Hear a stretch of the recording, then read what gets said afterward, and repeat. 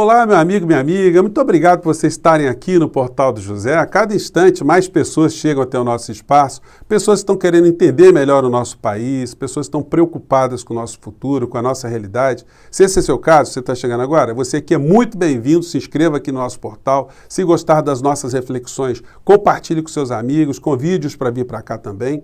E mande seus comentários, as suas opiniões, porque aqui são sempre lidas e são sempre muito importantes. Não esqueça de dar o joinha, porque ajuda a gente a chegar mais longe ainda, né?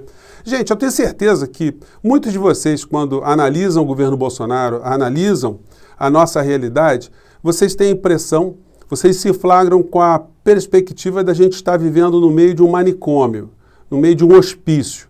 E quando você olha com mais atenção, você começa a perceber que o hospício principal é o governo federal. O governo federal, ele parece um pouco aquele conto do Machado de Assis, chamado O Alienista, que já virou domínio público, então você pode encontrar na internet, é muito gostoso, é muito divertido e tem muito a ver com o que nós estamos presenciando aqui no nosso país. Esse conto do Machado de Assis fala de um médico psiquiatra que viajou o mundo inteiro pesquisando doenças mentais, distúrbios mentais, retorna ao Brasil e cria uma clínica psiquiátrica, um hospício, no município de Itaguaí, se não me falha a memória, aqui no Rio de Janeiro. Eu não sei se foi Itaguaí ou Itaboraí. Bom, ele vai pegando todas as pessoas que ele acha que são doidas e vai internando dentro desse manicômio.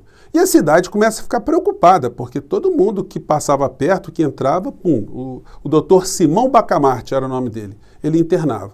Tem uma revolta na cidade, chamada Revolta dos Canjicas, comandada por um barbeiro, né, que chamava seu Canjica, enfim. E a trama vai tendo idas e vindas, tem espertalhões no meio dessa história, e no final, o doutor Simão Bacamarte ele chega à conclusão que ele era o doido. E ele se interna, ele se isola. Bom, que a realidade pegasse alguns desses elementos e transformasse num fato, isso para nós seria um negócio muito interessante e confortante, saber que o presidente da República, ou ele foi se tratar dos seus problemas psiquiátricos, ou ele foi responder criminalmente pelo genocídio que está acontecendo aqui no nosso país. Quando a gente olha para os personagens desse governo, a gente vai tendo sempre a impressão que um é pior do que o outro no nível de compreensão, no nível cognitivo, no nível de distúrbio psiquiátrico. E até aqueles que a gente não imaginava que eram pessoas perturbadas, de repente eles surtam, eles aparecem. Eu vou mostrar para vocês hoje alguns desses episódios aqui. Sem falar que, junto a esse manicômio, foi criado uma estatal invisível, chamada Tetabras. A Tetabras é um local onde todos os militares que saíram das suas armadas e foram para dentro do governo federal estão ali para ajudar com que situações que prejudicam o povo brasileiro, elas sejam legitimadas com a presença dessas criaturas dentro do governo.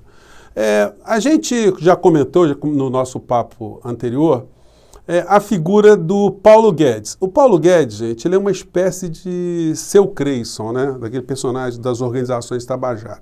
Eu vou repetir aqui um trecho aqui de uma fala dele, colocando um trechinho a mais, quando ele disse que o povo brasileiro poderia receber, as pessoas mais simples, R$40 mil com as privatizações, com os programas que ele está implementando, que ele está conduzindo, porque isso pertence ao povo brasileiro. Então o povo brasileiro tem que ter acesso a esses bens. Ele, então, demonstrou um lado que nós não conhecíamos, né? Um lado comunista, um lado de Karl Marx, um lado de transformar tudo que pertence ao Estado brasileiro em algo dividido para o povo brasileiro em porções iguais, né?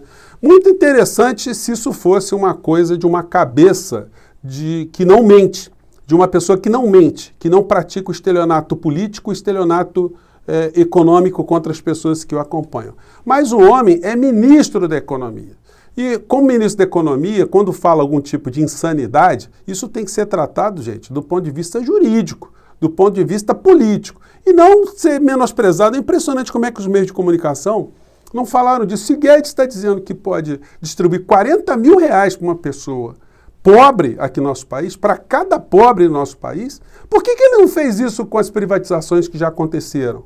com o fatiamento da Petrobras, com a grana que já entrou, por que isso já não foi distribuído para o povo brasileiro? O povo brasileiro está ficando à míngua e mais, está sendo roubado nas reformas que Paulo Guedes está comandando aqui no nosso país. Mas vamos ver aqui a fala do Paulo Guedes, que a gente poderia chamá-lo também de seu Creyson, né? Porque seus problemas se acabaram. Vamos conferir aqui, gente, porque quem não viu o programa anterior, a gente está passando aqui essa fala dele. Vamos lá. Reduz dívida mais rapidamente e, ao mesmo tempo, reforça os programas sociais. Já que isso pertence ao povo, vamos devolver recursos para a população brasileira também.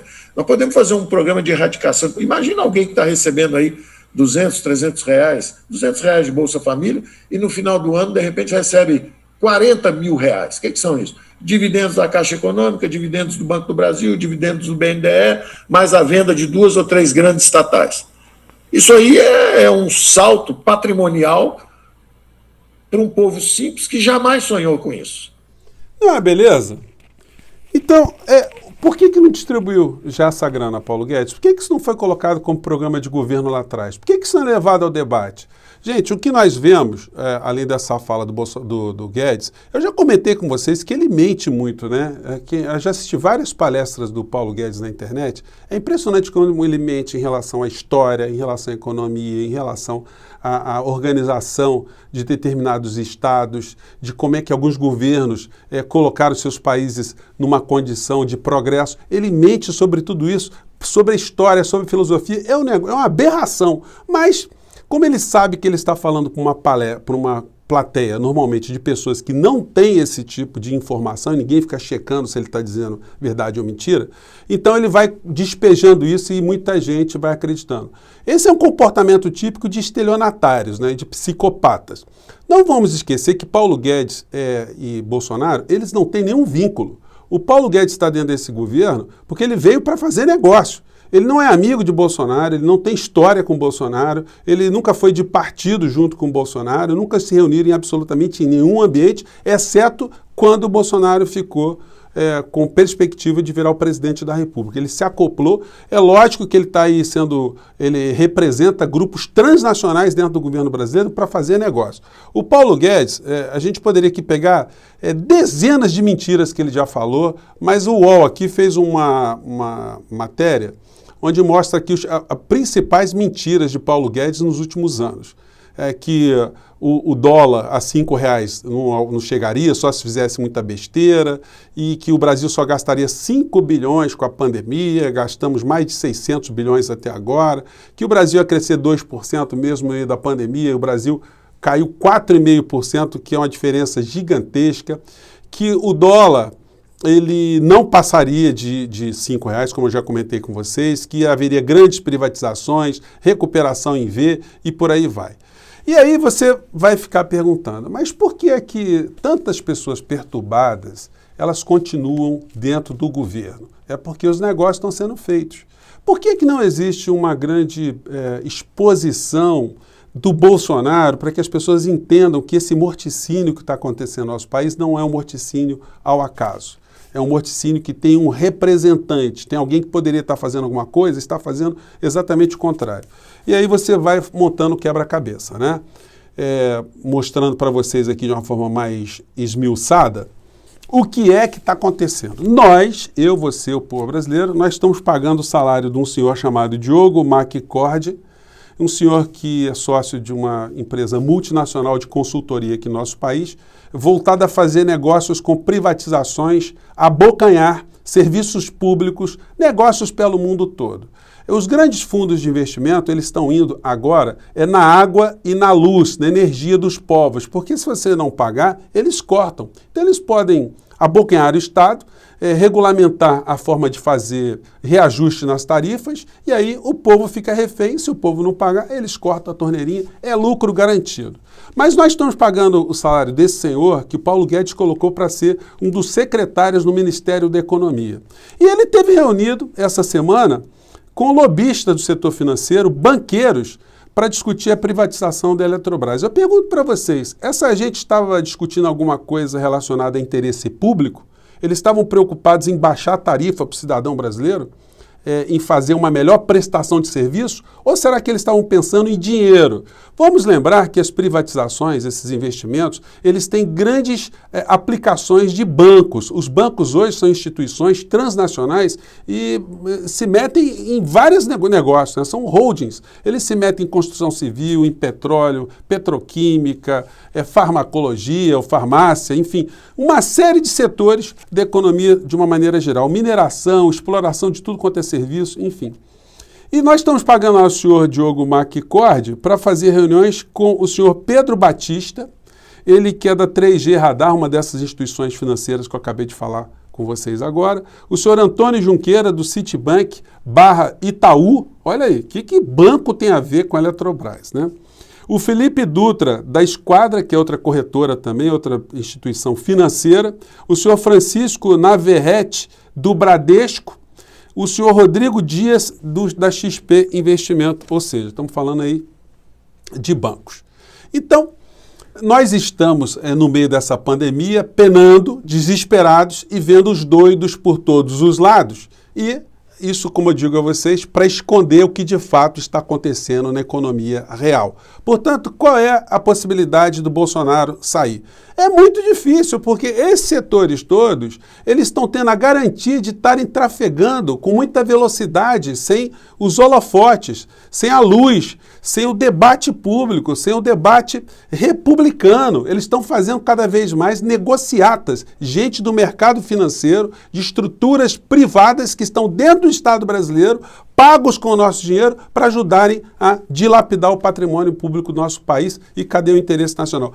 A Procuradoria-Geral da República deveria abrir uma sindicância ou abrir algum tipo de investigação para saber que negócio é esse, de gente do setor privado discutindo como é que eles vão abocanhar o setor público de energia aqui do nosso país. Bom, eu vou estudar um pouco mais esse assunto, gente, mas eu quero falar aqui dos lampejos de loucura que surpreendem a todo momento, né? Eu pensava que o Onyx Lorenzoni era uma pessoa dessa cota aí que tinha algum tipo de saúde mental, né? Mas é um homem que chega num canal como a Jovem Pan e diz que formiga, que inseto, que pulga, baratas, ratos, passarinhos, gatos, cachorros transmitem o vírus da Covid e, portanto, o lockdown não adianta porque alguns desses seres levarão o vírus até você. Então, aí a gente fica pensando, meu Deus do céu, o doutor Simão Bacamarte, ele está juntando doido com as mãos cheias para dentro desse hospício chamado governo Bolsonaro. Vamos conferir aqui a fala do Onyx Lorenzoni, porque quando me falaram eu não acreditei. Vamos ver aqui o caçador de pulgas. Apresentar aqui uma série de ações que o governo tomou e, por outro lado, muitos ainda insistem numa ferramenta chamada lockdown, que já está provada por várias experiências no mundo que ela é ineficiente. E por que ela é ineficiente? Alguém consegue impedir que nas áreas urbanas o passarinho, o cão de rua, o gato, o rato, a pulga, a formiga, o inseto, eles se locomovam? Alguém consegue fazer o lockdown dos insetos? É óbvio que não. E todos eles transportam o vírus. A pergunta que não quer calar.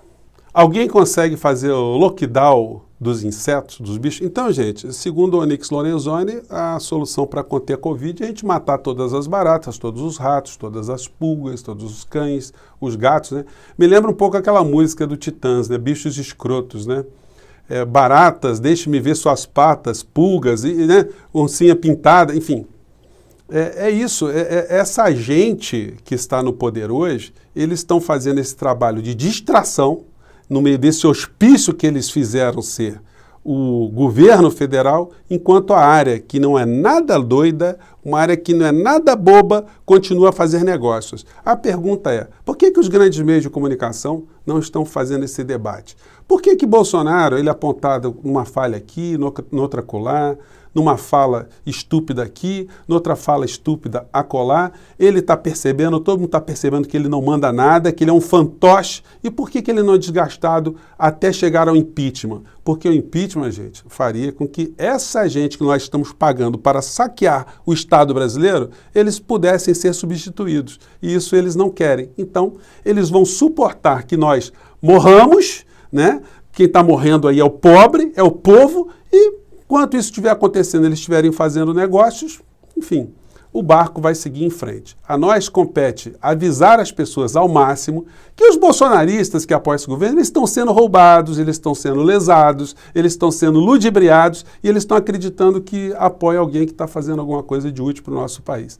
Gente, eu fico por aqui, mande seus comentários, suas críticas, até o nosso próximo encontro e se a gente for levar a sério o que o Onyx Lorenzoni está dizendo, a gente vai ficar num desespero danado, né? Nenhum ser vivente merece estar perto da gente, porque ele pode ser um vetor da Covid. Bom, durma com uma dessas. Gente, um abraço, até o próximo encontro.